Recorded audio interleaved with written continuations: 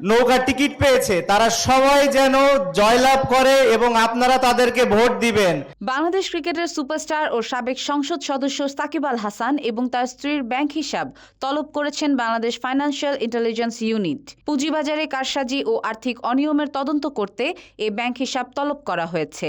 পাশাপাশি তার ব্যবসা প্রতিষ্ঠানের ব্যাংক হিসাবের যাবতীয় তথ্য চেয়ে সংশ্লিষ্ট ব্যাংকগুলোর কাছ থেকে চিঠি চাওয়া হয়েছে। ৩০ সেপ্টেম্বর বিএফআইইউ থেকে এই চিঠি দেওয়া হয়েছে। এই অগ্রযাত্রা অব্যাহত রাখতে আমাদের সবাইকে নৌকায় ভোট দিতে হবে।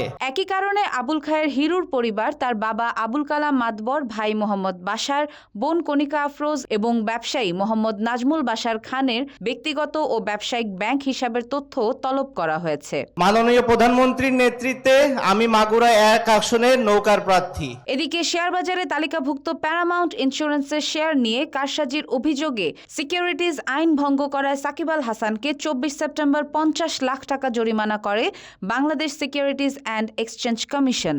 একই ঘটনায় আবুল খায়ের হিরুকেও ২৫ লাখ টাকা জরিমানা করা হয়েছে এবং তার ব্যাংক হিসাব ২০ আগস্ট থেকে জব্দ রয়েছে।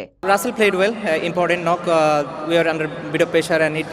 রাজনৈতিক জীবনে সাকিব আল হাসান আওয়ামী লীগের নৌকা প্রতীকে মাগুরা ১ আসন থেকে সংসদ সদস্য নির্বাচিত হন, কিন্তু সম্প্রতি ৫ আগস্ট হাসিনা সরকার পতনের পর তাকে আদাবর থানায় দায়ের করা একটি হত্যা মামলায় আসামি করা হয়। 6-7 weeks I've worked really hard on the gym and the running, so that helped me a lot.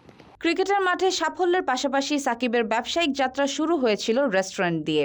পরবর্তীতে তিনি পুঁজিবাজার, বিদ্যুৎ কেন্দ্র, প্রসাধনী, travel agency, hotel, event management, কাঁকড়া ও কুঁচের খামার সহ বিভিন্ন খাতে বিনিয়োগ করেন। Desk report, daily Bangladesh.